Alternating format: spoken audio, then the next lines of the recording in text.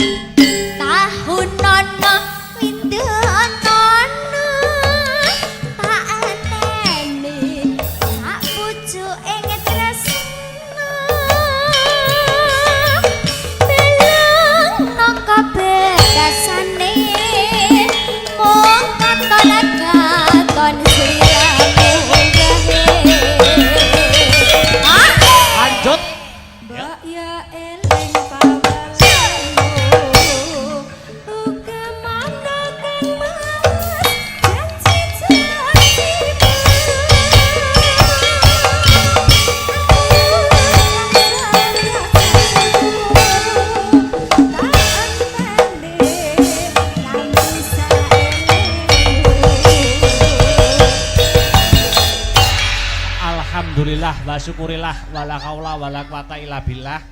Hasbunallah wa ni'mal wakil, ni'mal maula wa ni'mal nasir wala haula wala quwata illa billahil aliyil azim. Nduk, Limbuk, piye yo? Ambekan sik ya, Nduk. Heeh. Apa-apa ki yen ora nggo ambekan ngongso dadine kesel, dadine ora apik, dadine ora becik. Oh iya. Ora lali sepisan ngucapke sujud syukur marang kersaning Gusti Allah Subhanahu wa taala, Tuhan yang Maha Esa yang Widiwasa ya, Nduk. Ngono ya, Mak. Margane merga wis maringi malimbar kenikmatan, katentreman, wujude kesehatan lahir kang sarta batin, Nduk. Muka tanpa nikmating pangeran. Awake dhewe ya kuwi kalawan warga ing dusun Babatan kang sarta paguyupane awake dhewe rombongan saka Astabrata iso kumpul bengi iki melekan tirakatan seneng-seneng bareng mapan ana kene. Wo ngono ya, Mak. Iya. Angka loro ora lali selawat sarta salam kunjuk marang Nabi panutan ya kuwi Nabi Muhammad sallallahu alaihi wasallam. Tumruning para sahabat sak garwa putra wayah khususnya Bagindo Hasan kelawan Husain. Amin amin ya rabbal alamin. Iki acarane apa? Piye? Iki acarane apa? Pahargyane apa kok rame-rame mapan ana ing kene? Ngene, Nduk. Acarane ana ing bengi iki tidak lain tidak bukan ya. Ya kuwi nyadranan. Wah, ya. Nyadranan. Ana sing ngarani bersih dusun, ana sing ngarani rasulan. Oh iya. Ana sing ngarani sedekah bumi. Oh ngono. Iya. Maneka warna wujute, maneka warna sesebutane, merga kabeh setiap tempat ya kuwi mempunyai budaya dan tradisi masing-masing. Ning ya toh intine ki padha ya kuwi apa? Ngunjukake rasa syukur marang Gusti Allah Subhanahu wa taala. Oh ngono. Merga wis maringi nikmat sempat ya kuwi wujude kesehatan lahir batin, ya desane diparingi ayem, diparingi tentrem. Oh ngono. Sing kerja nyambut dadi tani, tandurane lancar, panene apik. Oh ngono. Iki syukur, wujude syukur para warga masyarakat bareng-bareng ngunjukake syukur marang Gusti Allah Subhanahu wa taala. Eleke apa? Oh ngono ya, Mak. Iya. Iki pertama kali awake dhewe masuk ana ing Babatan kene. Mulaku kula nuwun, Nduk. Oh ngono. Marang danyang-danyang kene. Wis ya. Danyangi apa? Danyangi sing donyang. Oh ngono. Oh, awake dhewe sowan komplit sak kanca Astabrata Group cedhak omah iki. Cedhak omah, Nduk. Lah iya, awake dhewe nggur mas trip kono kene kono ora ana setengah jam. Lah iya. Senadyan iki peraturan surat edaran tentang hiburan wayang kulit isih durung resmi mak tekse durung entuk izin sewengi iki engko isih setengah malam nenging awake dhewe ya patut bersyukur awake dhewe ya patut mengacungi jempol ya mak bersyukur wajib Nduk ngacungi jempol marang warga masyarakat yang mapan ana ing Babatan kene ngono masalahe di tengah-tengah iki urung antuk keputusan izin ya tentang hiburan sing seperti sedia kala ning awake dhewe warga Babatan khususnya isih diparingi kesempatan nggo nglanjutke tradisi ya kuwi tradisi nyadranan. Oh ngono. Mergo tahun-tahun yang lalu ya kuwi terhalang penyakit pagebluk COVID-19 atau corona. Wah, ngono. Sithik mboko sithik, step by step, Nduk. Ora masalah, ora masalah. Wah, iya. Iya, Mak. Nanging ngambak iki mengko ora sewengi, ambak awake dhewe uga lagi pertama kali ngambak ing dusun Babatan kene. Nanging tak akoni antusias perwarga masyarakat kang mapan ning Babatan kene patut diacungi jempol kok Nduk. Ngono ya, Mak. Penontone kebak luar biasa, hebat wiwit sore mau. Wah, ngono. iki membuktikan membuktikan bahwa penonton khususnya ning babatan ki ora mung penonton hiburan, ora mung penonton wayang ning uga pengamat wayang. Oh iya mak iya. Sanggite dirungokke sabete digatekke. Heeh.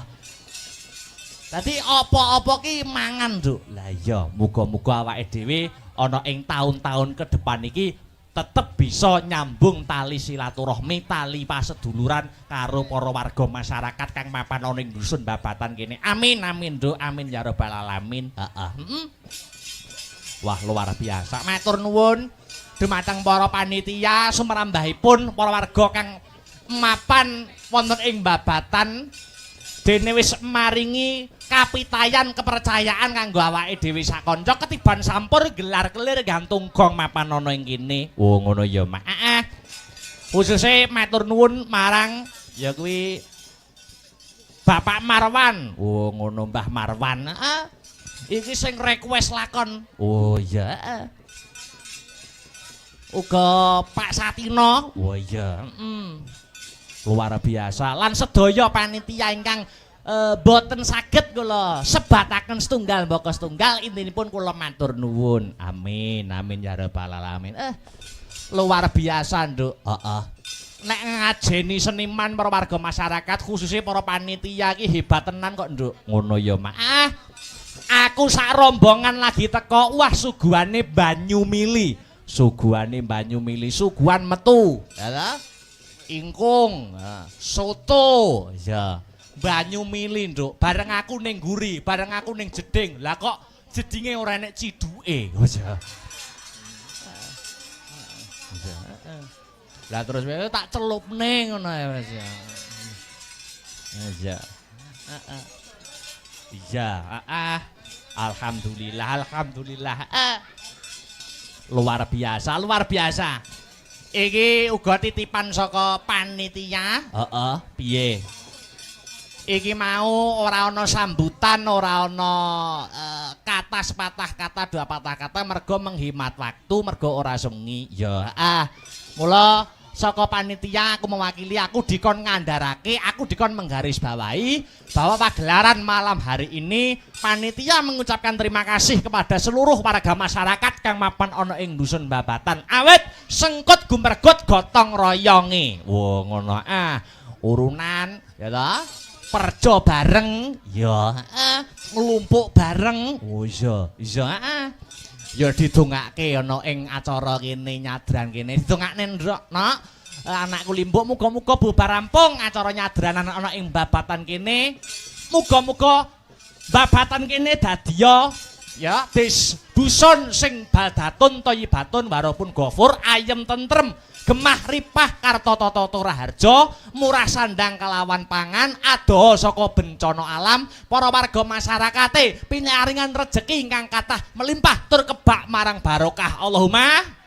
amin. Wah ya wah luar biasa iki bersih dusun nyadranan kang mapan ana ing babatan kene iki menggambarkan nasionalisme, nek ku ngarane siji nasionalisme, loro gotong royong. Kok iso biyung ngandhakake kaya ngono? Mergo apa? Mergo bersih dusune babatan ki bareng. Ya kuwi kang mapan ana ing bulan Juni iki bulane Bung Karno. Oh, ngono. Dadi adanya bersih desa ki semangat nasionalisme. Wah, ya beda agama ora aja nganti padu, beda panemu aja nganti satru. Wah iya, beda pilihan aja nganti gontok-gontokan. Iya Mak, iya ngestokake dawuhmu. Iki ngepasi bulan Juni bulane Bung Karno, ya toh? Dadi temane nasionalisme. Ana ing bersih desa kene, bersih dusun kene. Sadurunge ngunggahke sang bintang tamu, ngaturke sak tembang sing mares sing gumiak. Kanggo membangkitkan jiwa-jiwa nasionalisme, patriotisme. Apa kuwi 4 pilar. Wah iya. Pelok. Ya kuwi 4 pilar. Ya kuwi Pancasila, Bhinneka Tunggal Ika, NKRI karo Undang-Undang Dasar 1945 bukone buka bonang. Oh ya. Oh ya anggitane almarhum Maestro Pedalangan Ki Haji Mantep Sudarsono. Wah iya, 4 pilar. Monggo dadoske kanggo membangkitkan rasa nasionalisme warga dusun Babatan. Monggo dados. Yo.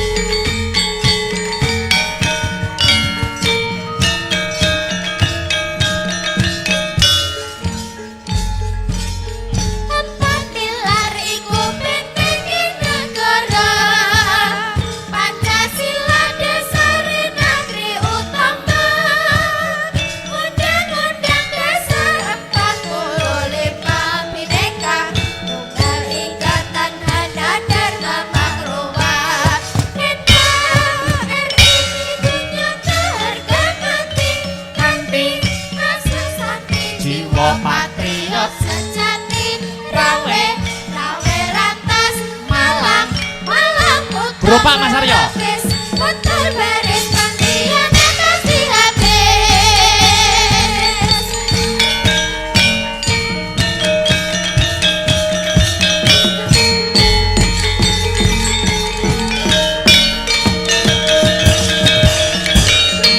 Empat pilar wis katur.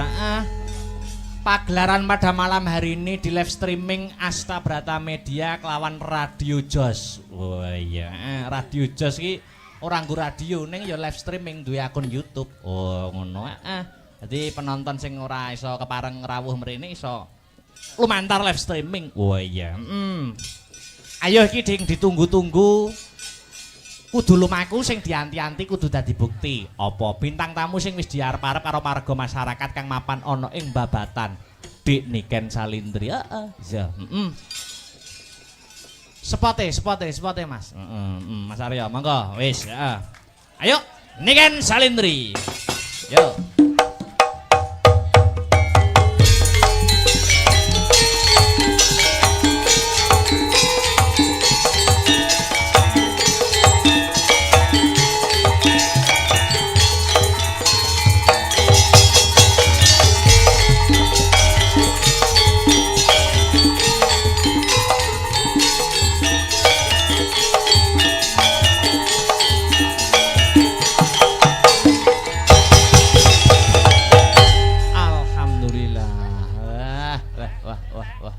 Miki dipegang, Dik.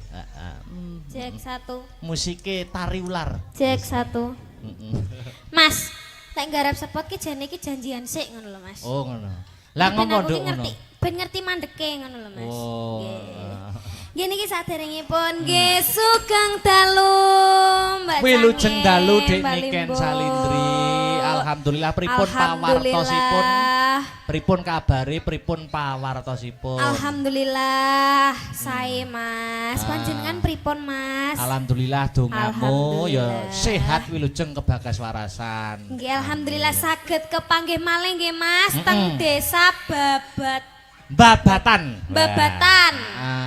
Kecamatan Kecamatane Nganjuk. Kecamatan Nganjuk nggih. warung otok nggih Mas. Niki Warung warung otok. otok nggih. Betul, warung otok. Nggih, warung otok Nganjuk. Mm. Nggih. Wah, luar biasa malam hari ini, malam yang ditunggu-tunggu, malam yang dinanti-nanti. Suasana penontonnya gimana, Suasananya Duk? tumplek-blek Mas. Wah, bakul-bakul do rame alhamdulillah. Niki acara bersih dusun nggih. Dongakne apa Dik niki? Didongakne mugi-mugi warga Mbabatan pinaringan panjang umur, sehat walafiat. Amin. Terus Hmm. panjang umur, terus rezekine juga panjang, rezekine turah-turah, kathah barokah. Amin. Maripah loh jinawi. Sing duwe utang didongakne nyapa, Dik? Didongakne ndang utange ndang lunas, ge ndang utang maneh. Ngoten to Mas? Heeh. Tak kira sing duwe utang didongakne sing ngutangi lali. Heeh. Ya aja Mas, lek lali tagene akhirat. Oh, iya. Oh, karuan utang mari utang lunas utang neh. Soale wong urip kuwi kudu utang. Ben semangat. Ben semangat. Ben semangat Oh. nyambut gawe ya ta. Heeh. Luar Sampeyan duwe biasa. utang enggak? Apa? Sampeyan duwe utang enggak? Alhamdulillah ora ono. Ora aja sampe ya Mas ya. Heeh. Cek enom mosok ya utang sini-sini. Wah, iya. Ayo. Nggih. Heeh. Babatan. Babatan. Ki enek pantune. Lho. Oh nggih. Ning dusun Babatan Oh enek pantune. piye? Contone piye contone? Tuku ketan Heeh. kecemplung sumur. Artinya? Warga Babatan mugi-mugi panjang umur. Amin. Wah ya ampun ki bolo-boloku Mas. Lah ini cah cilik-cilik iki. Menyupport ya. Nggih. Tuku oil kecantol kawat. Apa kuwi? Pak Kolil kula nyuwun sangu, Pak. Ora. Pokoke ngono, Mas, pokoke. Aku yo ono Ini pantun, ramah- aku yo ono nggih, pantun. Monggo. Mau sing pertama piye mau? Sing pertama Heeh. tuku Piye? ketan. Tuku ketan Kejegur sumur. artinya Warga Mbabatan mugi-mugi panjang umur. amin. Aku yo tuku ketan rasane legi. Lho, sampean duwe dhuwit Mas tuku ketan win? Duwe dhuwit ra? Tuku ketan win duwe dhuwit ora? Yo utang mau sik. Utang. Tuku ketan rasane legi. Heeh. Warga di dusun Babatan mugi-mugi banyak rezeki. Amin. Amin ya rabbal alamin. Wah. Tuku ketan ning desa Bareng. Bareng. Nggih, terus warga Mbabatan, Terus ya wis. Kuwi kenyataan kok ora pantun kok. warga Mbabatan mugi-mugi Ora, kuwi ora pantun. barengnya apa ya bareng? Kayak bareng. Mugi-mugi omahe tambah mentereng. Wah, ngono. Amin. Sing apik. Apa? Bisa apa? Apa Mas? Mas apa? Loh, di sini tuh kita ketekan Upin Ipin, Mas. Iya, Upin Ipin. Sampean ngerti Upin Ipin? Upin Ipin ini film TV kae. Lah yo iki lho Upin Ipin. Mau loro gede-gede. Ngaturke matur nuwun, terima kasih. Oh nggih ngaturaken matur suwun terima kasih. Ketua panitiae. Ketua panitia. Anu Wah. asmane Pak Marwan, Oh, Mbah Marwan. asmane Mbah Marwan. Nah, uga Nggih. Pak Satino. Pak Satino, nggih matur suwun saged nimbali kula kalian grup Astabrata Amin. Media. Ah, luar Nggih, biasa. mugi-mugi donga dinonga nggih Bapak. Amin. Ah. Iki ngene Dik Niken. Nggih, pripun, Gandeng Mas? mau gak ono sambutane, ta? Nggih. Iki paling afdol nek Pak Marwan dan Nggih. Pak Satino ora ketang sepatah dua patah kata diaturi Minggah. wonten Oh, pepanggungan. nggih, nggih, nggih. Iya. Monggo Mbah Marwan. Wah iya, kali Pak Satino mungkin menawi ingkang berkompeten lintunipun badhe minggah monggo wonten ing sasana budaya. Sepati. Ayo, disambut Dik Niken. Tulung tok gak tong.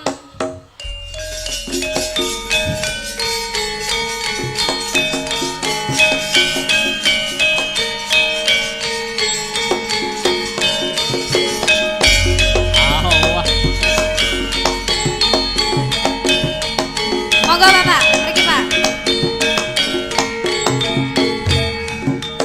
Iku rat. Oh, tekane besok.